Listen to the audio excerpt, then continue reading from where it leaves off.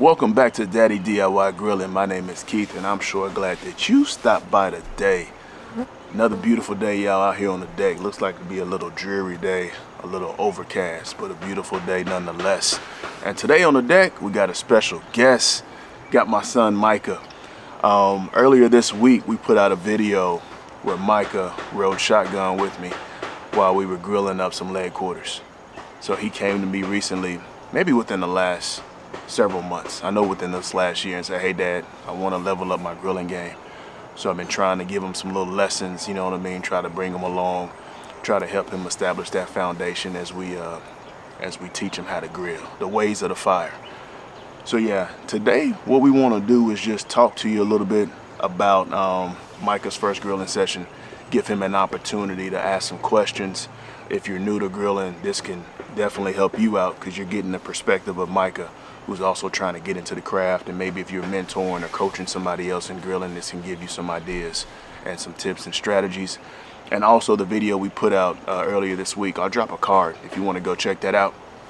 We didn't put all the footage we had into that video, so we'll splice in maybe some footage from some of those discussions because we really got into some good discussions on fundamentals and things like that. So if that sounds good to you, then let's dive in. So Mike, I got a question. And I've been looking at some of the comments, and I think some people out there got the same question. So you seen me grill pretty much your whole life, right? Me out here grilling. For a long time, yeah. So what made you come to me now to want to learn how to grill? Why didn't you come to me earlier? Well, I did come to you like a couple of times, but I haven't really executed on wanting to learn. But now I really need to hone in on my life skills, not just in grilling, but in a lot of other areas like mechanics, like basics maintenance on a car and house maintenance, and even some things on finance. So, I mean, learning how to grill is one life skill that I can learn the basics to help, helping my way of life right now and in my future. Okay, so cool. You consider grilling a life skill? I mean, yeah, it's cooking, so you need to know how to do that. Yeah, okay. Yeah, I got you. And just to a little backstory, for me, I never tried to force my interest on my kids. You know what I mean? I really tried to, I always wanted to be there, be available if they pursued any of my interests, but not be there and kind of force like, hey, I know how to grill, so therefore you need to be out here on this grill and do it that way. For example, I played sports growing up. I enjoy watching sports, but I wasn't, hey, you're gonna play all these sports, right? But one thing I did do, I took him fishing when he was very young, and I didn't have to do much there, man. I took the kid a couple of times, and he's hooked, and now he goes off and does his own thing fishing and all that. So really trying to give him the freedom to decide and figure out what he wants to do, right? What he's led to do. So Micah, just kind of, we cooked those leg quarters. We were on a Weber Kettle the other day. I think we went direct heat. So just having some time to think about that grilling session. Do you have any questions? Anything that you want to circle back to and maybe get some understanding of? I want to ask you, why did you choose to use the Weber Kettle instead of the char griller? Yes, yeah, and we mentioned that in the last video. The Weber Kettle I wanted to do because I wanted to get some more reps in running direct heat on the Weber Kettle with the B&B charcoal briquettes. Okay. In the past, when I've cooked on the Weber Kettle, I typically run Kingsford original briquettes. Okay. So this was a cook for me to really get some more practice and understanding of how those B&B briquettes would behave specifically on the Weber Kettle. Because I've got some reps on the char griller. I know how they performed on the char griller, and I wanted to see how they would run on the Weber Kettle. Okay. And I think there's a overarching, I think, principle here is that fuel grill combinations could give you different results. Okay. That's the fun thing about grilling. There's so many dials you can turn, but that could also be the overwhelming thing about grilling is that there's so many options. You got so many grills, you got different techniques, you got different fuels you can use. But the part of the fun is just dialing that in through trial and error, through practice. So that's what we were doing the other day specifically. I was just trying out that technique on the Weber with that fuel. Yeah. Okay. Do you think people should use like one type of grill, like for like a lot of barbecue sessions, or should they have like multiple grills? Multiple, yeah. One grill, should people use one grill or multiple grills? There are a couple different ways to look at this. I think of a grill almost like a tool in my toolbox, right? Very seldom are you going to find the tools in my toolbox. If you fall for the okie doke and buy one of these tools that advertises to do anything and everything, like on those late night infomercials, a lot of times those tools are trash, right? They end up doing everything marginally well instead of doing one thing great. That's why you need a solid wrench. I need a ratchet. I need a screwdriver that's going to be a screwdriver and get the job done. I don't want this multifunctional tool that does things marginally well. Now let's circle back to grills. I think grills, each one has its strengths and it has its weaknesses. Okay. So what I would suggest is that you start with one grill, but get to know that grill. Get to know the personality of that grill. Get to know its strengths, its weaknesses, what it does well, not. And then as your game grows, it's okay to add additional grills to your arsenal. Because you may want to explore techniques, right? If I'm on my Weber Kettle, I've logged hundreds of hours on the Weber Kettle, but now I want to explore more offset grilling. Well, now it's probably best you get you a dedicated offset grill to explore that technique. You're going to get frustrated when you try to use a grill in a way that doesn't play to its strengths. You know what I'm saying? Does that make sense? Okay. So it's not, you want to learn how to use like a Weber Kettle, just learn how to do that first. If you want to branch out and learn some other techniques, then you get another type of grill, and you want to branch. So it just keeps adding, so you know different techniques. Yes. That's what I would say. Do it. If I said, hey, get 3 or 4 grills and go out and try anything and everything, to me that sounds overwhelming. Okay. To me, you got to have some type of focus. You know what I mean? I'm going to focus on the grill that's available to me now. It might not be a Weber Kettle. It may be something that your grandfather passed down to you, and that's okay. That can get the job done, right? But focus on that. Focus on getting the most out of that, because you can learn a lot on any grill. The same fire management principles that we talk about, right, apply to any and every grill. They just get implemented differently. Okay. Right. So that's what getting the most out of one grill can work, and it's okay to grow, right, as your grilling game grows. Okay. Yep. Okay, I want to ask you this question. Okay. How do you gauge the temperature on a Weber Kettle? Because I know some grills have temperature, Right. like thermometers and stuff. Right. And I mean, it could be like it's different because it's like, I know you told me before, it's not like you set a temperature like on the oven. Right. And it goes directly to that temperature and it stays at that temperature. Right. But I think with a grill, you said it's kind of more unpredictable in a way, because the temperature can change. Yes. So I guess to answer your first question is that how would I gauge temperature on the Weber Kettle is that you can add a lid thermometer if you wanted to, or you see me use my Thermo Pro where I have an external thermometer and I'll set the probes on the grates and I'll monitor temperature that way. But one thing that I appreciated in my grilling journey is that starting with the Weber Kettle early on with no thermometer taught me how to grill by feel. To where I've learned that I really don't need to know a specific temperature on my grill in order to get a good result. Okay. Right? You're cooking on the oven, it's setting at 300, 400, 250, 350. I don't need to know a specific temperature. But what I have to do is develop awareness, because I need to know how quickly my food is cooking by how fast or how slow it's changing. Okay. If that makes sense. Okay. Like when we were cooking those leg quarters the other day, I put them on, and then what did? We listen. How aggressive is the sizzle? How much smoke are we generating? Because those are cues that's telling us how fast or how slow our grill is cooking. Okay. Then I said, okay, let's go in and check every 10. We went in and checked first 10 minutes. When I go in and check the first 10 minutes, I'm looking to see how quickly or how slowly is the food cooking. And that's telling me what I need to know. Okay. right? So you don't basically need a thermometer. No. It's like to each his own on what they want to do. Yes. But Yes. it's kind of teaching you like the feel for it. Like Yes. you don't need a thermometer Yes. to know like how the fire's doing. Right. Right. That's it's like for me, man, I got this analytical side of me, but I also have this. The grill has taught me to be in touch with my just flow, just vibe with me side, right? Like you don't have to overthink or over engineer things. Just flow with the grill.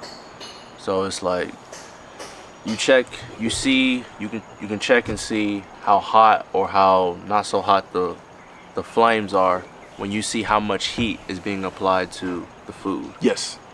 Yes. for over a certain period of time. That's right. That's right. So it's you're monitoring how this grill is running by when you open the lid and you look at the change that's happening to the food. Is the flame giving it too aggressive? Like Is it too aggressive? That's right. Or if it's too laid back. If it's too laid back, yes, right. And then I'm looking at the coal bed to see how healthy is my coal bed. Do I have fuel there that's continuing to burn? Is it all ash? And that's something else I'm processing. And then when I close the lid, I'm not done because I'm still reading, because I'm listening for the sizzle, how aggressive or how calm it is, and I'm looking at the smoke. So it's like, I don't say these to overwhelm you, because it's almost like, man, you looking at all this. No. It comes in time, right?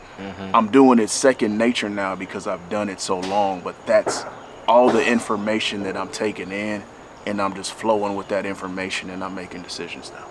Okay. It's not like I have to do these calculations and stuff, but you have to have a system that you use and rely on. And that's my system. Then over time, it just becomes second nature. And I'm just out here flowing.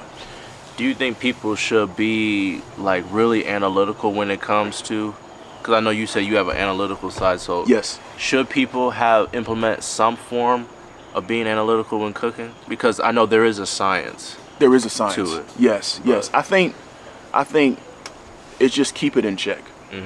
Because there's an analytical side, but you don't want to overthink things. Yeah. Right? Because you start stressing out. Man, I'm supposed to be at 250, but I'm at 251. Okay. I'm supposed to be grilling at 250, but I'm at 300. Okay. So there is I think a healthy balance of both is good. Because you mentioned there is a science, and understanding the science and understanding how heat transfers, understanding how seasoning works. For me, that understanding gives me more confidence and allows me to flow even better with the grill, with my whole process, because I understand how it works now. I'm just not doing things blindly. You know what I mean? And then I can take what I used on the Weber, and I can now adapt it to our char griller. If I use a Kamado, I can adapt it to the Kamado. So having that understanding does work, but you got to balance it out. Okay. Yeah. Well, I know that you showed me grilling, and I know that you grill and you smoke. Are there any other varieties of techniques you can use in grilling, or is it just those two? Grilling and smoking, I'd say, are like the primary things that you can do. But then you get into combinations of it. I think we were talking the other day, and I talked to you about a reverse sear. Right? And that's just, the reverse sear is where you would go indirect or maybe smoke first to allow some of that smoke to get infused and absorbed by the meat, and you sear at the end. I think I've heard someone do that Reverse before, sear. or something like people would sear it first, and then it's like sear some type of meat first, and then let it slow that's cook your more after. traditional type of way. You sear first, and then you offset it and let some of the smoke absorb in like an indirect. So smoking and grilling are like your primary, I would say, breakdowns, your categories. But then you get in combinations of doing both of those. Okay. And they can unlock additional flavor. I want to ask you about the reverse sear. Okay. You said like there's the traditional way where you sear it first, Yes. and then let it slow cook, and then there's a reverse sear where you would slow cook it first and then sear it. Yes. Is one way better than the other? There is no better way. It just depends on what type of flavor you're trying to achieve. Okay. Right? So that's what you'll find with any technique in grilling, man. Again, that's the overwhelming part, is that there's all these combinations and different ways of doing stuff, and you got to figure out what's appropriate for what you're trying to achieve. So let's talk about the traditional sear and the reverse sear. If I'm grilling a ribeye and I know it's a thinner, maybe ribeye, cut of ribeye, I'm probably going to do a traditional sear first and work on that crust. Okay. Right, I want to build my crust up to a nice crust, because if you wait, sometimes it's hard to go back and get the crust and the bark that you want. Sometimes it's best to develop that up front. Okay. So if it's a thin ribeye that's not going to take long to cook, I may choose to, hey, let's work on the bark first, get some nice direct heat for a few minutes, not long, and then I'll take it off. Then we'll go indirect, and then I'll let that smoke kind of hit it, and let's add to the depth of flavor. Okay. Whether it's, and then if you go back to the reverse sear, I may do that for thicker cuts of meat. Okay. Like, you know, those tomahawk steaks that are real thick, that have the handle on them. That's a good candidate for reverse sear. Or you get a thicker ribeye, because I know it's going to take a bit longer to break down some of that connective tissue in there, some of those fibers. So let's go indirect first. Let that smoke hit it. Let some of those intermuscular fats start to break down, and then let's go back and get our sear at the end. Okay. Is the sear for the look and the feel on the outside for it? When you do like a reverse sear, like you would smoke it first. Yes. Let's get all the longer cooks done first, and then we go for something quick like the searing. The searing, yes. So you mentioned something there. You asked, is searing for looks? Yes, a lot of people get caught up into that. Right, they want to have perfect grill marks. They want to have cross hatches, so they'll do this way, then they'll go 90 degrees to get that look. Because looks do matter, right? Presentation. But that's also flavor. Right, we were talking about the other day the 3 different heat transfer methods. How is heat transferred? Do you remember that? Remember we talked about that? Yeah, I remember one part where, what is it? It's like the heat, the metal. Yes. Metal, what is that called? That's right. That was conduction. Conduction, yeah. The heat heats up the metal, and then that you apply the meat to that. That gets transferred to the food. Is that where you get those cross-hatches? Yes. Okay. That's right. So your 3 ways that heat can transfer are going to be conduction, and that's you heat up the grates, and the grates get hot, and that gets transferred to the food. Number 2 would be radiant heat transfer. That's how close you are to the heat source. Or you can get heat bouncing off the grill, the insides of the grill, and hitting the food. That's another way. Or you have convection heat transfer. And with the Weber Kettle on the dome lid, that's some of that indirect cooking that the Weber's known for. And I say all that to say, yes, that's heat science. That's the science part, right? We're getting a little technical. But what you realize is that the different ways that heat is transferred will impart different flavors on your food. Okay. So back to those grill marks. Yes, they're aesthetics. Yes, they look good, but that's also flavor. Okay. You know what I mean? Okay. When you have that steak directly over those coals, and you're using radiant heat transfer, and you're using conduction heat transfer, those are different flavors that get now imparted upon the steak. Okay. Right? Okay. It's different. If you were to cook a steak indirect with no conduction heat transfer and no radiant heat transfer per se, it may taste a little different. I'm not to say it's bad, but it's different. And then as you start working on grilling, you can figure out what techniques to use with different seasoning combinations to get you a certain flavor and to unlock new flavors. Okay. That's kind of the fun, man, and the challenge of this is that it's not just coming out here cooking hot dogs and hamburgers. You know what I mean? It's how did you cook it? What can you tweak? What can you adjust in your grill? What about if you use this fuel, that fuel? You know what I mean? That's where the art comes in, fueled by science. Well, thank y'all so much for hanging out with us today on the deck while Micah asked a few questions, and we just talked about the craft of grilling, right? Talk shop a little bit to try to make sure he's laying that sound foundation as he grows in his grilling game. So if you found this video helpful, make sure you hit that subscribe button, hit that like button, and drop us some comments. We'd love to hear from you. Until next time, grill boldly, serve proudly, and enjoy the process.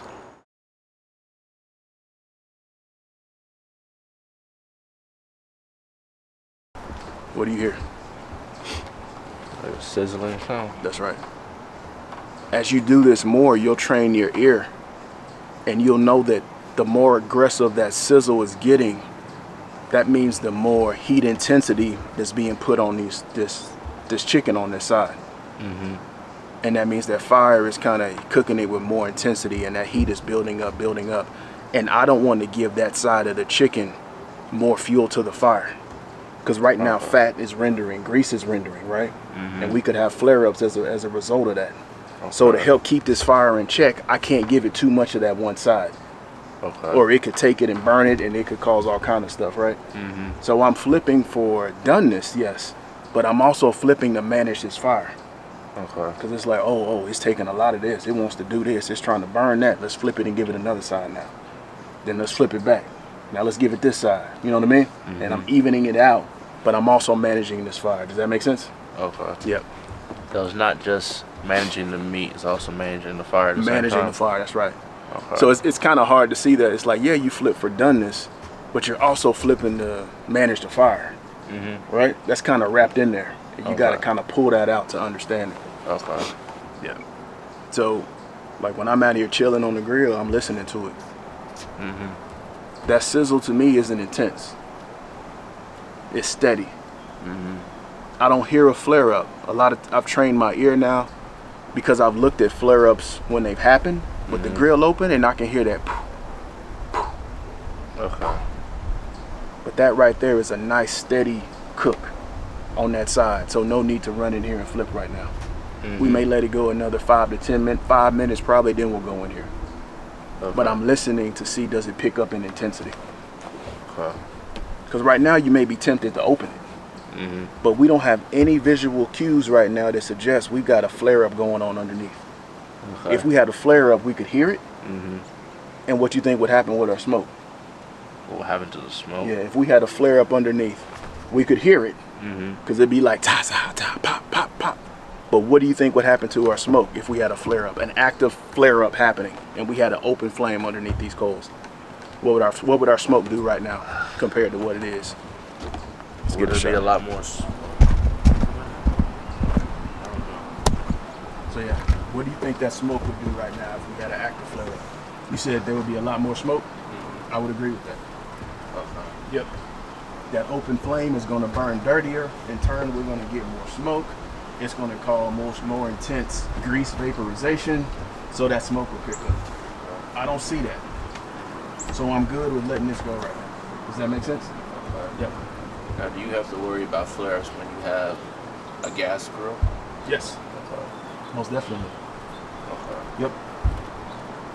Same rules apply when you're cooking with gas, and a lot of times with flare-ups, man, it's those, the grease. And we'll talk about how flare-ups happen in a minute.